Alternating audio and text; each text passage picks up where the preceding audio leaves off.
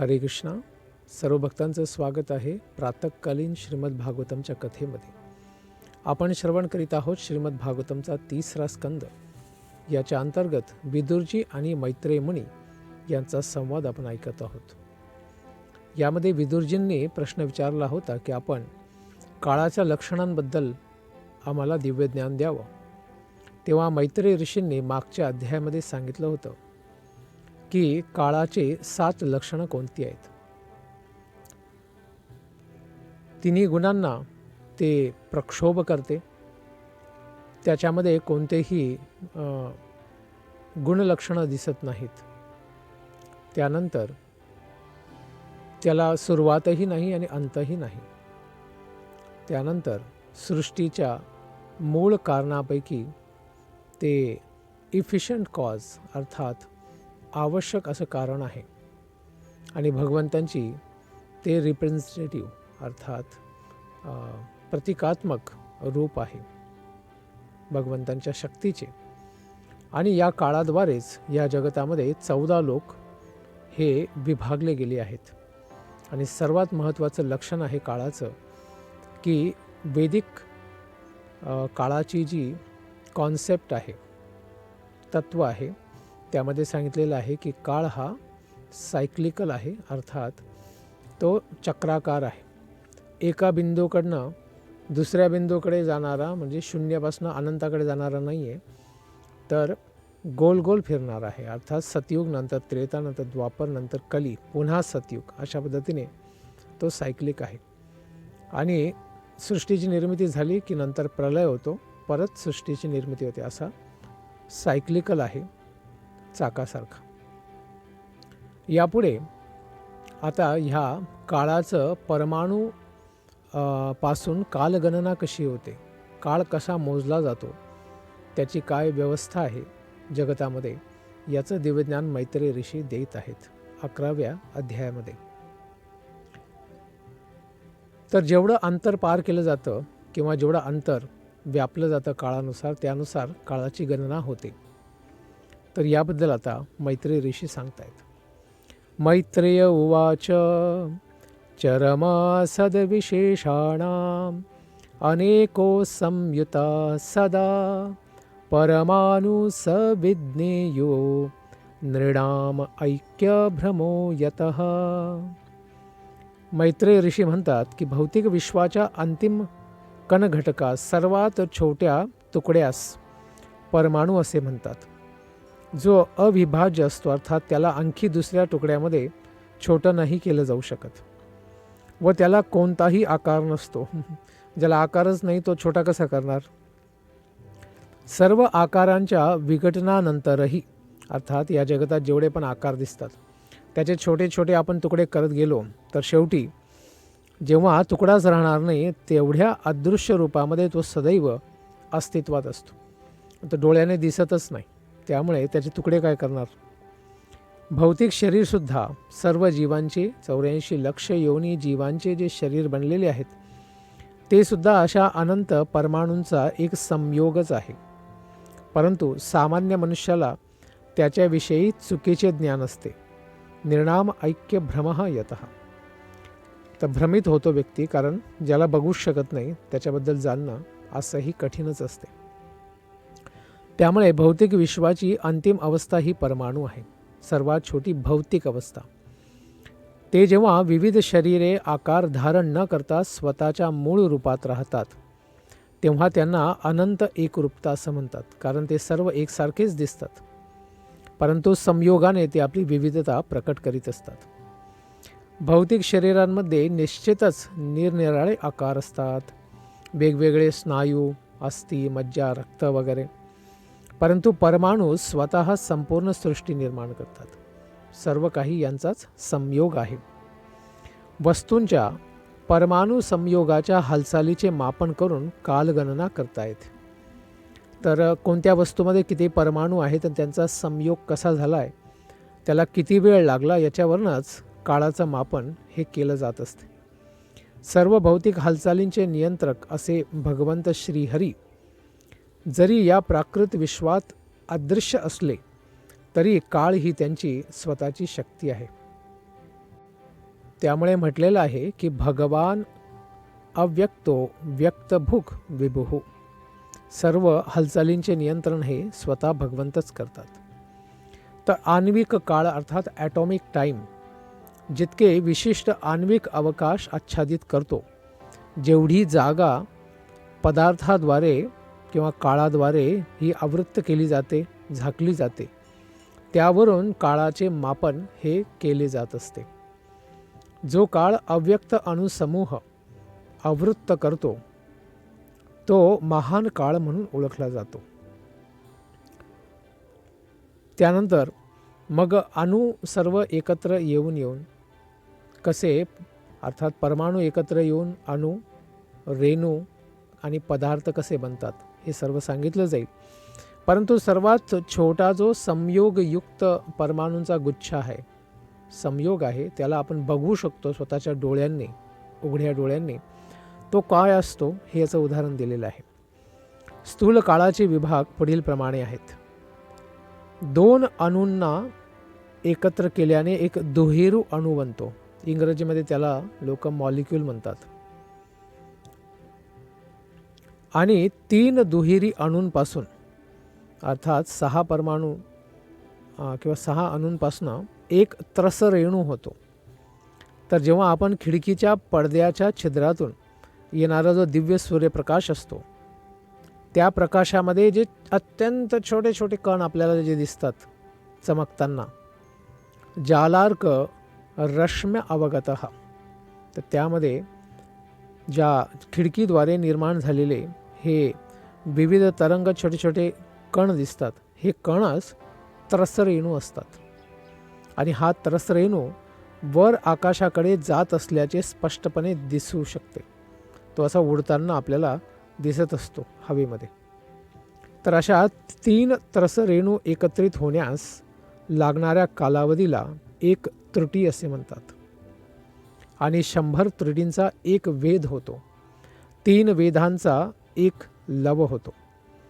असं निश्चित करण्यात आलं आहे की जर एका सेकंदाचे आपण 1687.5 भाग जर केले तर त्यातील एका भागाला एक त्रुटी एवढा काळ म्हणतात. इतका सूक्ष्म काळ आहे. आणि तो 18 अणूंच्या एकत्रीकरणास लागणाऱ्या कालावधीच्या समान आहे. अणूंच्या संयोगातून असे विभिन्न रेणू निर्माण होण्याच्या या प्रक्रियेवरच भौतिक कालगणना ही आधारलेली आहे. आणि विभिन्न प्रकारच्या कालावधींचे गणित करण्यासाठी सूर्य हा केंद्रबिंदू ठेवण्यात आलेला आहे. मग आता निमेष काय आहे? 3 लवांचा कालावधी 1 निमेष एवढा मानला गेला आहे. 3 निमेषांचा एक क्षण होतो. 5 क्षणांच्या एकत्रीकरणाने एक काष्ठा होतो आणि 15 काष्ठांचा एक लघु होतो. 15 लघूंची एक नाडिका होते जिला दंडही म्हणतात. 2 दंडापासून एक मुहूर्त होतो आणि 6 किंवा 7 दंडांचा एक मानवी काल गणनेनुसार दिवसाचा किंवा रात्रीचा चौथा भाग बनतो. 12 तासांची रात्र, 12 तासांचा दिवस, याचा चौथा भाग म्हणजे 3 तास, त्याला एक मुहूर्त म्हणतात. आणि अशा मुहूर्त दंडापासून तयार होत असतो. 6 पळे किंवा 14 औंस वजनाच्या तांब्याच्या पात्राने एक नाडिका किंवा दंड मापनाचे पात्र तयार करता येते. हे आपण मुहूर्त निश्चित करणाऱ्या ब्राह्मणाला कधी पाण्यामध्ये तसं पात्र ठेवताना बघितलं असेल. त्यात 4 माश भाराच्या आणि 4 अंगुली लांबीच्या स्वर्णतारेचे छिद्र पाडावे. त्यानंतर हे पात्र पाण्यावर ठेवावे. ते पात्र पूर्णपणे भरून वाहू लागेपर्यंत जितका वेळ लागतो त्याला एक दंड असं म्हटलं जातं. त्यावरूनच योग्य मुहूर्त निवडून मग धार्मिक विधी केले जात असत. तर ब्राह्मण हे मोठे सायंटिस्ट असायचे कालगणनेमध्ये, हे आपल्याला समजायला पाहिजे. त्यामुळे वैदिक काळामध्ये फारच प्रगत तंत्रज्ञान होतं काळाच्या मापनाचं. जेव्हा पाश्चात्य जगतामध्ये आठवड्यामध्ये 3 आणि 4 आणि 5 दिवस राहायचे, त्यांना काळाची गणना काहीही माहिती नव्हती. त्यावेळी अत्यंत प्रगत अशी ही कालगणना आपल्या शास्त्रज्ञांनी केली होती. असे मापन करण्यात आले आहे की मानवाच्या दिवसामध्ये 4 प्रहर आणि रात्रीतही 4 प्रहर असतात. असे 24 तासात 8 प्रहर असतात. आणि हे प्रहर याम या नावाने सुद्धा ओळखले जातात. त्याचप्रमाणे 15 दिवस आणि 15 रात्री म्हणजे एक पक्ष मानला गेला आहे.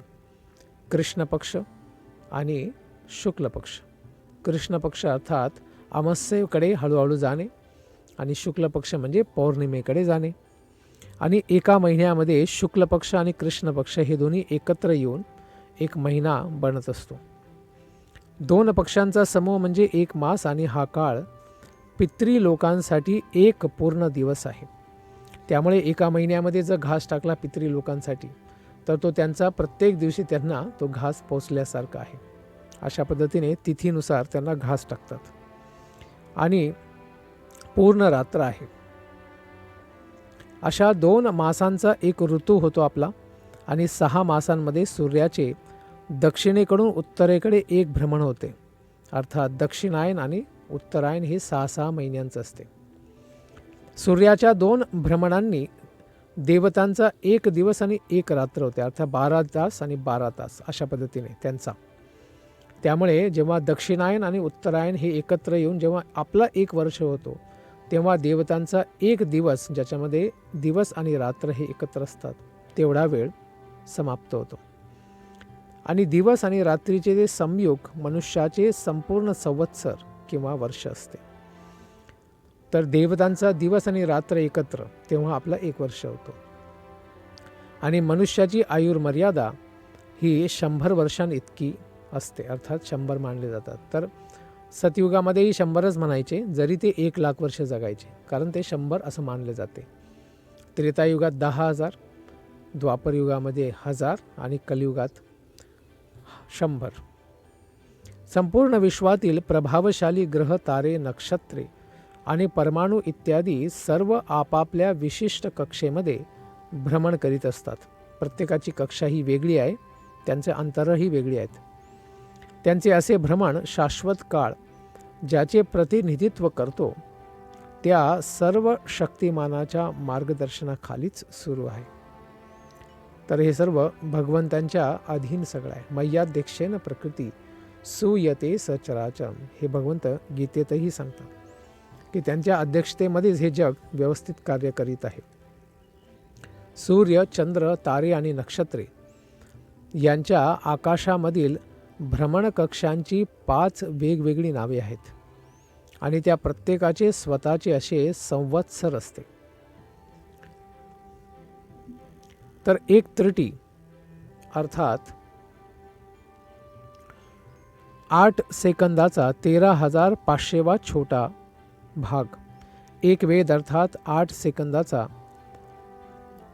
135वा छोटा भाग, एक लव अर्थात 8 सेकंदाचा 45वा छोटा भाग, एक निमेष अर्थात 8 सेकंदाचा 15वा छोटा भाग, एक क्षण अर्थात 8 सेकंदाचा 5वा छोटा भाग, एक काष्ठा म्हणजे 8 सेकंद, एक लघु अर्थात 2 मिनटं, एक दंड अर्थात 30 मिनटे, एक प्रहर अर्थात 3 तास, एक दिवस म्हणजे 12 तास, एक रात्र म्हणजे 12 तास. या दोघांचा मिळून एक दिवस, पूर्ण दिवस 24 तास आणि एक पक्ष 15 दिवस अशा पद्धतीने गणना केली गेलेली आहे. यानंतर हे विदुर, सूर्य आपापल्या असीम प्रकाश आणि उष्णतेने सर्व प्राणीमात्रांना जीवन देतो. तो जीवांना त्यांच्या भौतिक आसक्तीच्या मोहापासून मुक्त करण्यासाठी त्यांच्या आयुर्मर्यादेचा ऱ्हास करतो. तर प्रत्येक दिवस सूर्य येतो आणि मावळतो. उद्यन अस्तंच यन नसो. तर तो काय करतो, एक दिवस सर्व प्राणीमात्रांचा जीवनाचा कमी करतो आणि स्वर्गलोकात उन्नती करण्याच्या मार्गाचा तो विकास करतो. अर्थात चांगलं धार्मिक कर्म करा, पुण्यकर्म करा आणि स्वर्गाकडे जावा. अशा प्रकारे अति प्रचंड वेगाने तो अवकाश भ्रमण करतो. फार जोराने सूर्य प्रवास करतो.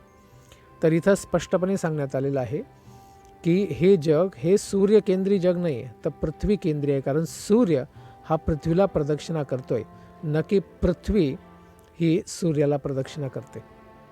तर इथे स्पष्टपणे कळत आहे की जे तथाकथित बाहेरचे नास्तिक शास्त्रज्ञ जे सांगतायत ते सर्व चुकीचं आहे आणि अशा पद्धतीचं शिक्षण घेऊन सर्व लोक मूर्ख बनत आहेत. आणि म्हणूनच प्रत्येकाने त्याचे सर्व पूजन सामग्रीने प्रत्येक 5 वर्षातून एकदा तरी सादर पूजन केलेच पाहिजे. तस्मै बलिम हरत वत्स रपंचकाय.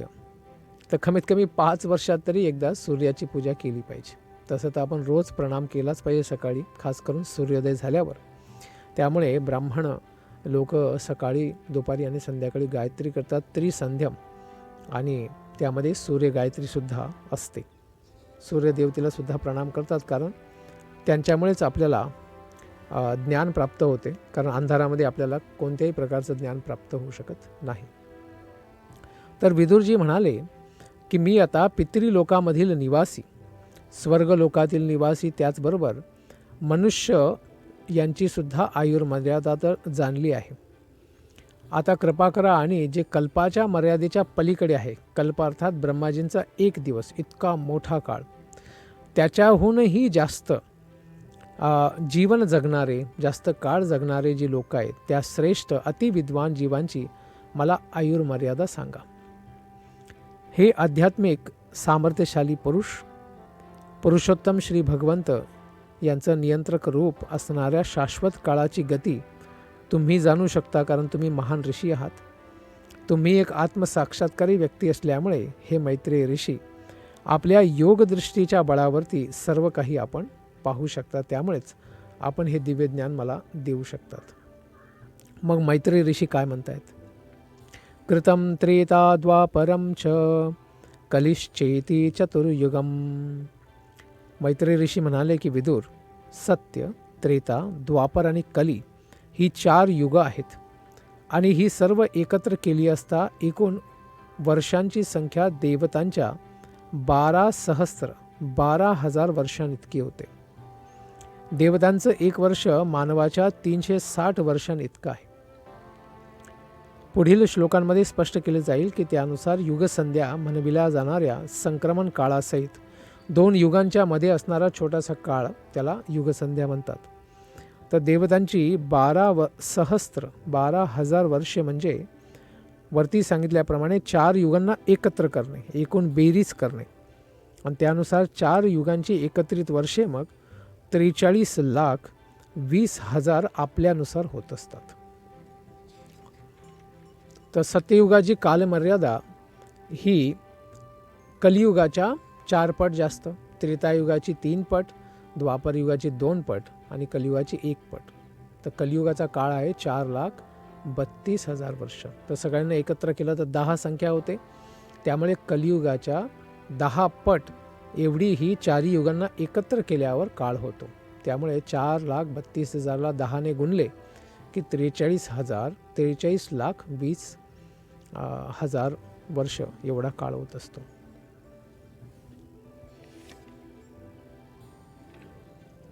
सतयुगाची कालमर्यादा देवतांच्या 4,800 वर्षांइतकी होते. त्रेतायुगाची कालमर्यादा देवतांच्या 3,600 वर्षांइतकी, द्वापरयुगाची 2,400 आणि कलियुगाची कालमर्यादा 1,200 वर्षांइतकी होते. प्रत्येक युगाच्या पूर्वीच्या आणि नंतरचा संक्रमण काळ, कारण आता जर सतयुग असेल तर सतयुग संपतानाचा काळ आणि त्रेतायुग सुरू होण्याचा याच्यामधले जो काळ आहे त्याला संध्याकाळ म्हणतात. त्याच पद्धतीने त्रेता आणि द्वापरमध्ये, आणि द्वापर आणि कलीमध्ये, आणि कली आणि सतयुगमध्ये, सर्वांमध्ये हा छोटासा जो काळ असतो याला संक्रमण काळ म्हणतात, जो पूर्वी उल्लेख केल्याप्रमाणे काही शेकडो वर्षांचा असतो. तो तज्ज्ञ खगोलशास्त्रज्ञांच्या मते युगसंध्या म्हणून ओळखला जातो.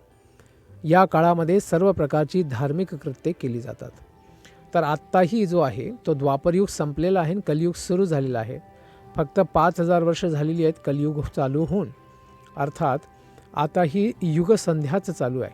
अजून पूर्णपणे कली आपल्या पूर्ण ताकदीनिशी भयानक रौद्ररूप त्याने अजून धारण करायचं आहे.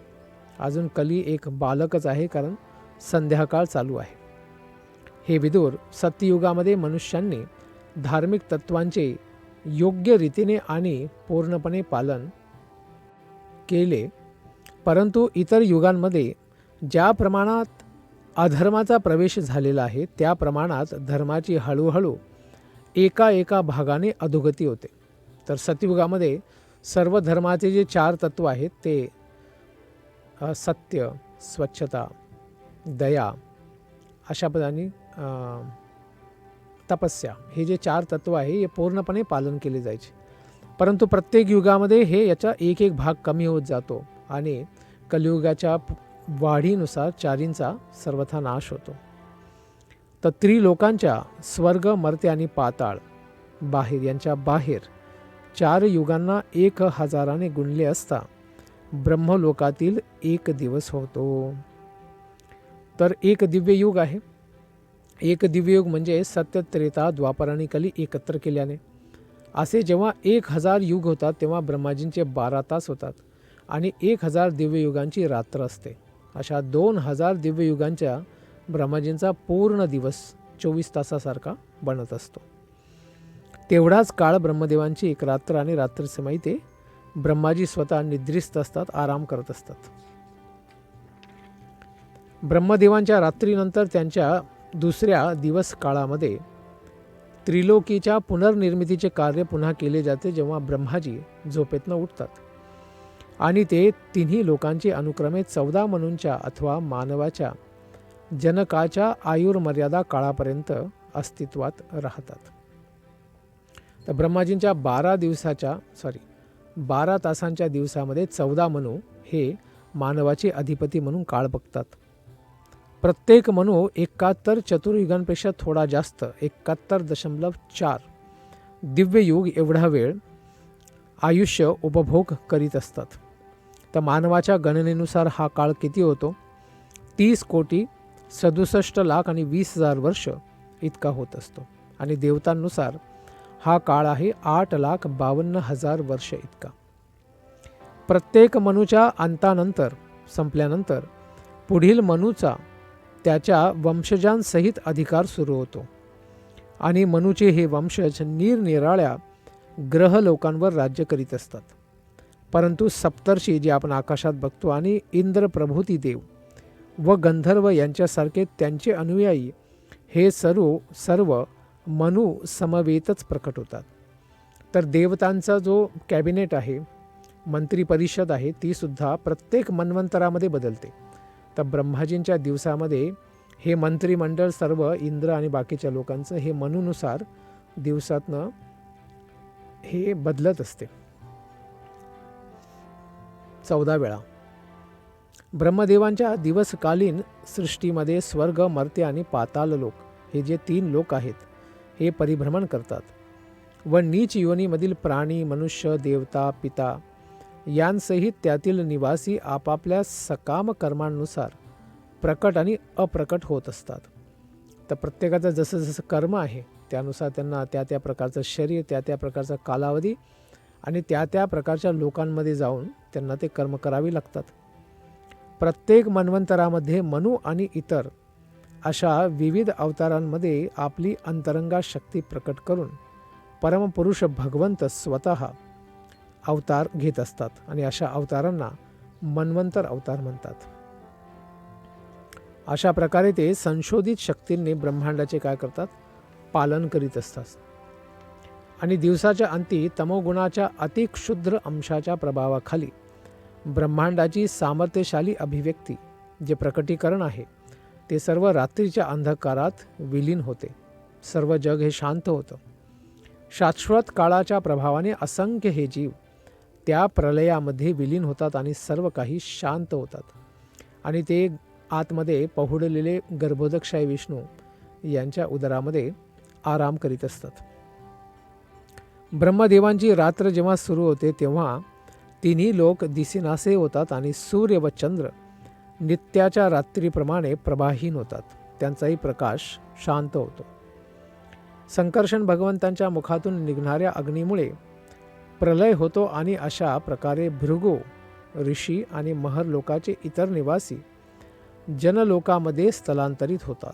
ते वरती सरकतात. ते खालच्या तिन्ही लोकांना दग्ध करणाऱ्या अग्नीच्या उष्णतेने पीडित होऊन अशा पद्धतीने स्थलांतर करीत असतात. तर ब्रह्माजींची जेव्हा रात्र सुरू होणार असते त्यावेळी खालचे सर्व लोक हे जळून जातात. त्यामुळे हे ऋषी महर्षी वरती जातात.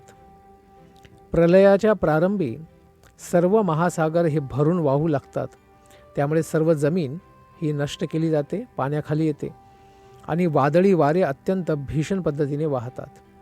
अशा प्रकारे सागराच्या लाटा अत्यंत भयानक उग्र रूप धारण करतात आणि काही क्षणांतच तिन्ही लोक पूर्णपणे जलमय होतात, पाण्यामध्ये बुडून जातात.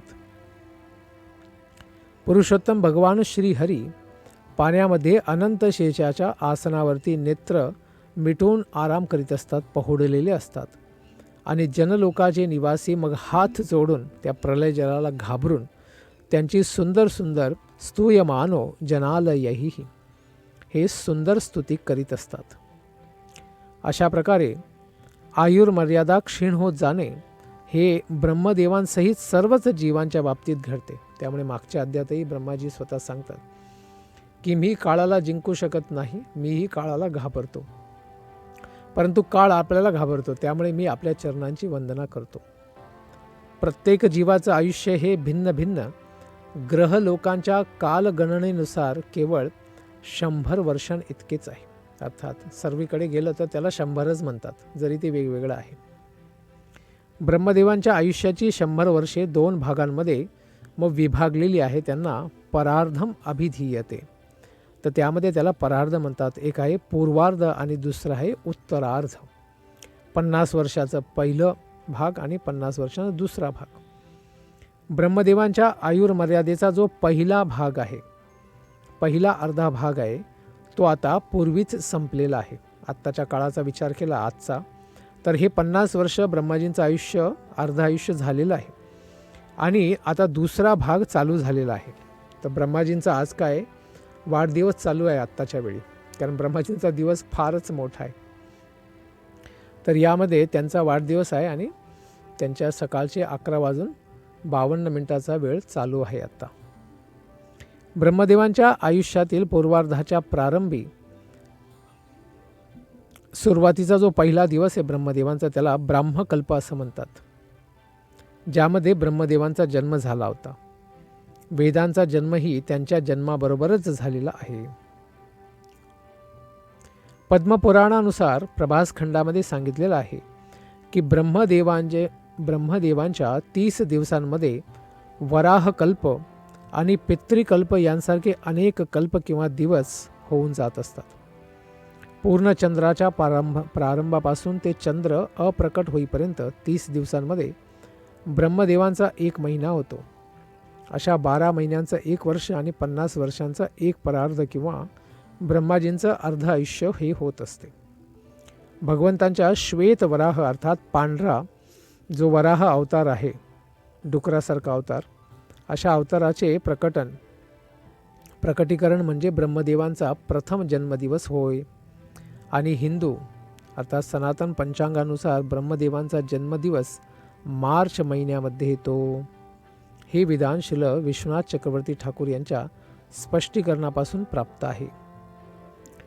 पहिल्या ब्राह्मकल्पानंतर दिवसानंतर आलेल्या कल्पास मग पाद्मकल्प असे म्हणतात, कारण त्या कल्पामध्ये वैश्विक कमळ भगवान श्रीहरींच्या नाभी जलाशयामधून उमलले होते. हे भरत कुलोत्पन्न, भरत कुळामध्ये जन्म झालेले विदुर, ब्रह्मदेवांच्या आयुष्यातील उत्तरार्धाच्या प्रथम कल्पास पहिल्या दिवसात 51व्या वर्षी पहिला दिवस, आजचा दिवस, त्याला वाराह कल्प असे म्हटले जाते. कारण या दिवसामध्ये भगवान श्रीहरी वराह रूप यांनी धारण केले होते.